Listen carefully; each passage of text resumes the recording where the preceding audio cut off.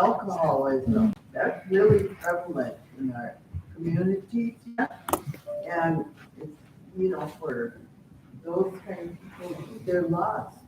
And nobody wants to deal with them. We got aftercare for drug-related concerns, but again, we're dropping the ball on this. Yeah, I think there's probably three areas that I think we have that opportunity, and I know one of them that we're going to look at is recovery communities, housing. I know there are some recovery homes right now coming up in White Earth, and I think we have an opportunity within behavioral health to explore feasibility of creating. There's a model that Navajo is using. It's called Crossroads. A set of tiny homes that people who are new into recovery, transitioning, can live and engage in like outpatient, low intensity as part of that aftercare for those who need that kind of environment. Because right now, how do I say this? Over half of our clients in one program are homeless, trying to maintain recovery. It's just a gut punch to know that they're struggling to find places for somebody to go take a shower. And how do you maintain recovery when that basic need is unmet? So, a lot of our work is working with human services on a hotel, getting a way to get people those things. And so when you talk about these recovery homes in White Earth, where are they? It's the NDOD program. I can't think of. I believe it's so it's in Menomin, I believe, and it's I think it's NDOD, and it is business owned by an enrolled member who creates a transitional housing for folks that are in between coming out of treatment and then transitioning back into community. And some of the things that they would learn about is those independent living skills, budgeting, job applications, things like that. And they would have folks working with them, just like a social worker or case manager, that would help them learn how to budget and empower them on learning the management. So then when they go and transition into their own home, they will have their sobriety, but also the tools to be successful in that long-term sobriety and budgeting and maintaining housing and that. So we would go through Flint, or if we had a referral? So that's an individual enrolled member owned business here in Menomin. So you can refer directly to that NDOD program. And I can send you the contact information. Do you know how many they can house at one time? It's 4 or 5. 5 right now. 5 at a time. Yep. You just bought a fourplex. Are they going to be opening one? About a fourplex in Wobbin, right? There's 9 rooms there. What they Can you doing give them with the that hotel in Detroit? So That's- Christina will update on the Detroit Lakes Hotel. Yep. But you can send us information then. I can text you the information regarding NDOT right now. Yep. I can give you the number, Tito. There you go. Ask Zach. Oh, okay. There you go. 4.5. Yeah. But You already asked Well, Clinton your But question. Tito, the hotel opened last Friday. We finally got the staffing from the casino to get the staff for the open the hotel as a business. I know right now Clinton is working on staffing it with security, because we need security if we're gonna have some type of vulture system or whatever we're gonna do with it with Clinton's program. We'll have to have more staff there, so support staff, and that's in the making. You could talk about it. Yeah, well, and I know Christina will give more. There's a part of this that will be tied to the emergency rental programming and the homeless program, but we want to also be able to access that as part of treatment coordination for people. Like I said, I don't somebody's. want them to fall through the cracks, because that's what happens. Yeah, I mean, undoubtedly, it's those gaps in services. We know it's care coordination. It's not only the aftercare side of it, but I think another big area of opportunity for us to keep working on, is prevention. And I'm hoping that, and that's where we say communication comes in. And here's Because questions after they're done talking. if they're correcting the phone systems, especially because, and like you said too, we lose them, we're gonna transfer you here. they're transferred all over the place and never get to the person. So that part, and we've talked with Lori on that a lot, of getting those systems. Was We Care System, Laserfish, and then also Pathfinders. And after all of the executive, or all of the directors do their reports, I'll update a little bit more on those things too. Okay. We have a question behind you with Jackie? You said, is it the fourplex in Waban or is it the apartment building? Okay, so in that, will we have here? That's not owned by us, that's owned by. It's privately It's owned. privately owned by somebody, by a whole member of this. But I mean, will it be for aftercare or? Aftercare. Yep. And I think for behavioral health, that's one of the things that we're working on is just put a proposal together for how we can help with, some type of recovery communities, and how do we roll that out. I'm glad to see it is because I live in Waban and we know what that apartment building used to be. And, we know now that it's empty and we just didn't know what was going in there and it's good to know. So Clinton, Annie has a question. Okay. Annie, go ahead. Okay, Clinton, we talked about them 2 trailers by the school there to open them up, for addicts or whatever, for people to stay at least one night or whatever. I think Dana is there because I think you had stated that Head Start own them or something.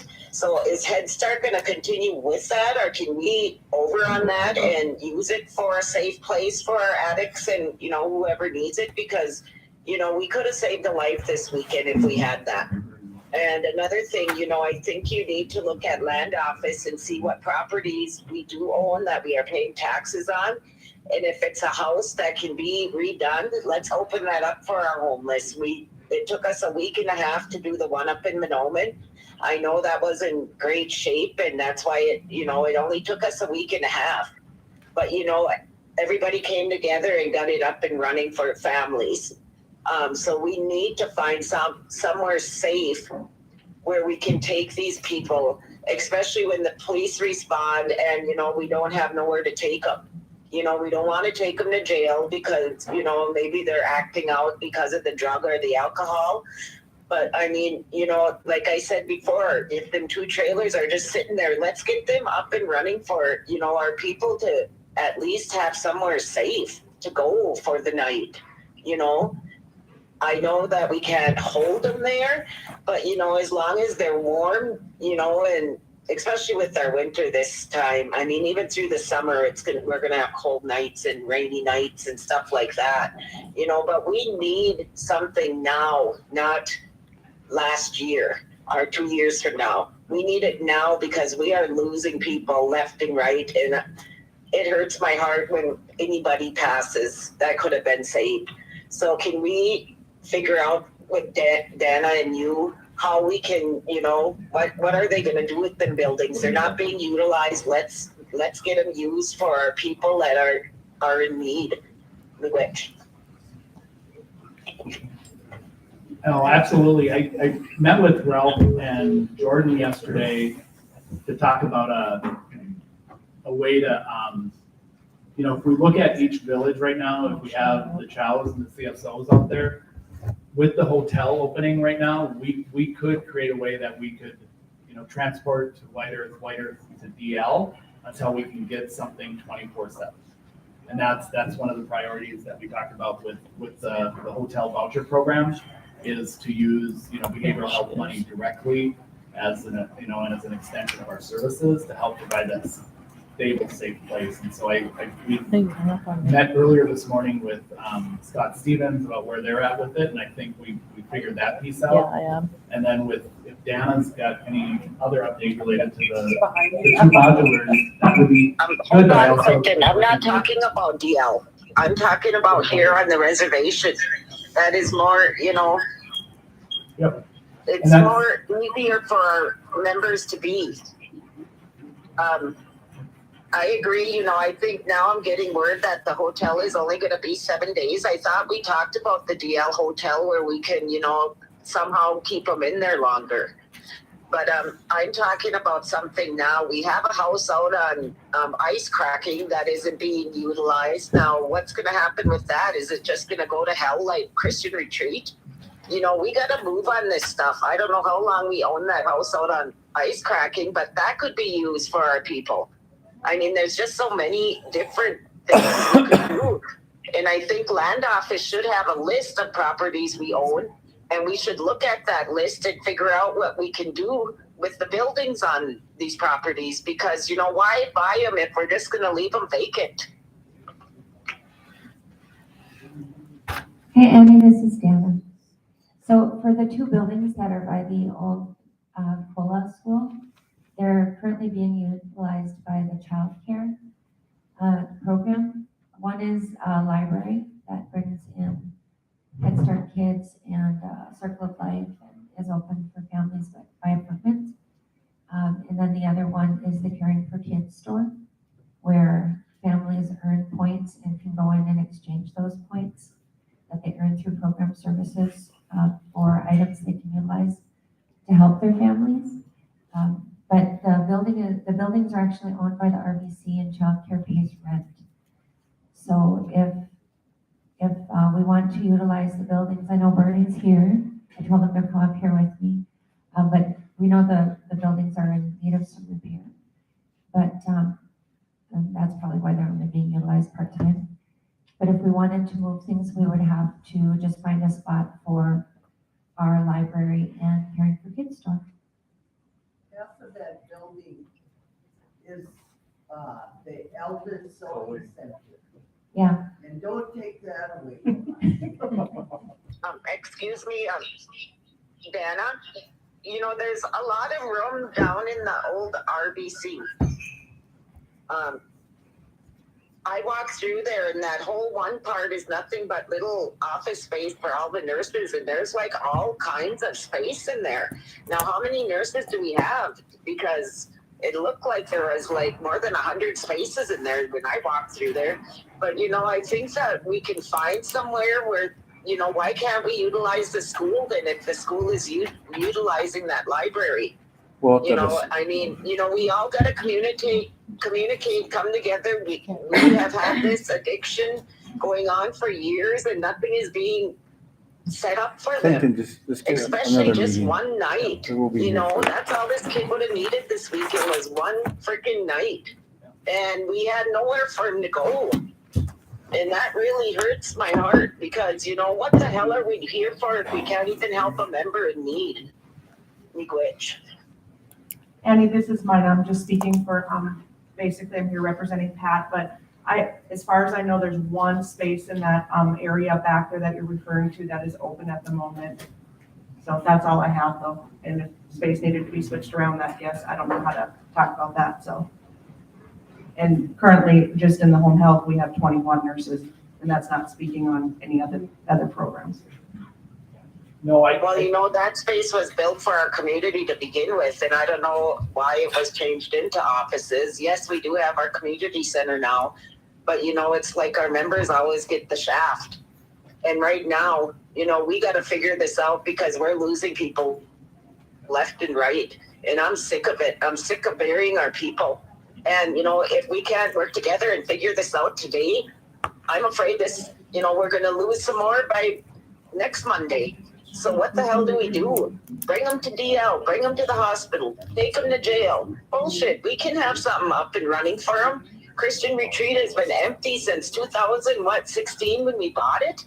I mean, that's ridiculous. I mean, yes, Dave MacArthur's running his programs out there and he does a damn good job with our youth. But you know what? We have the middle age, the elders, all of them need to be taken care of too. And they have no place to go. They're freezing to death here and they're overdosing here.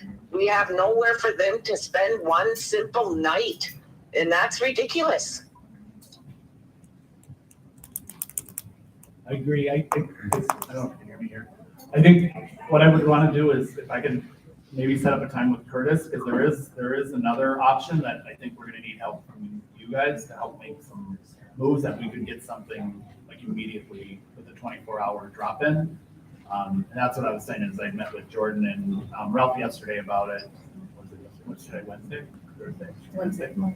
Tuesday. We met. Please remember our families too, Clinton, when there's a crisis for them, because I know nothing is being done there either. I mean, like I told you several times, the addiction don't only affect the addict, it affects the whole family. And another thing, we've been talking about this forever. Let's move it. Let's, look into our sovereignty, see what we can do under our sovereign rights, because I believe we can do more than, what we're doing. I mean, we need to, look outside the box right now, because it's a pandemic, or it's a big crisis here. I mean, families are losing people, and, I almost lost my son. Nobody reached out to me. Nobody did nothing. Our family came together on our own, and nipped it in the bud, I hope. But, where was our support? Nowhere. And that's one thing I've been telling you for months and months, that we need that family supported, because they can't fight. They feel they can't fight anymore on their own. So, that's one area we need to step up, and we need to find our addicts somewhere safe just for one night. I don't care where it is, as long as it ain't jail or we have to take them off the reds. So, I don't know. Let's get moving is all I say. Absolutely. Miigwech. Yep. Miigwech, Annie. I think there's the immediate, I know that acute care is scheduled to open in July with the 16 beds on Jack Haw. They're already moving, I believe, as soon as the grounds they can start again on the second lodge. So I know the immediate is still a big area for us to keep working on. Waco, the Housing First project, the 24 units is almost complete. I think we're looking midsummer, right? July. July for opening. That'll be another, 24 unit housing, but again, yes, absolutely on the immediate response and what we can do for that. Yeah, I mean, those are the biggest things. And I know on the 21st, we have a meeting set up with leadership to look at the family treatment programming out at Christian Retreat. And that would be, probably one of our bigger projects to move forward on. So you guys want more numbers or? So, just as a response back, our sincere apologies to Annie for not reaching out to your family when your family was going through that difficult time, and we will continue to improve on those services. We will work very hard in the next week identifying a safe place for folks to go, but also to shore up our process on ensuring that we are responding appropriately in a timely manner to those that are going through difficult times within our community. So we will develop something and bring something forward to you by next week.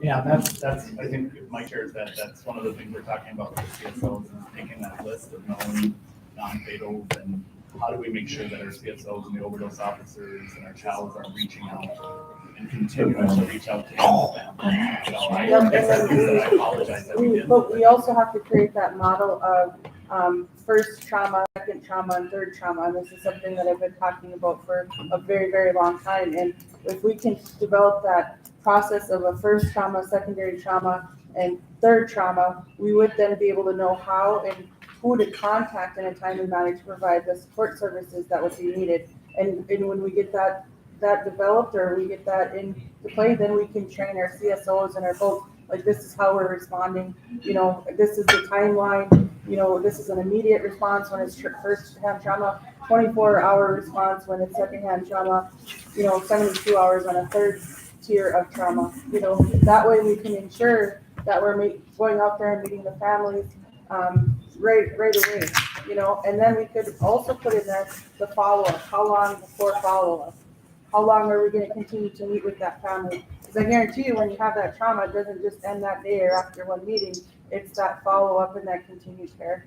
And not only have it for our individual family members, but also for our program managers and our people, our responders, because you all are going through trauma as well alongside. So, be good. Good, Lori. I'm willing to do It's, I'm happy you guys are all, speaking out about your ideas.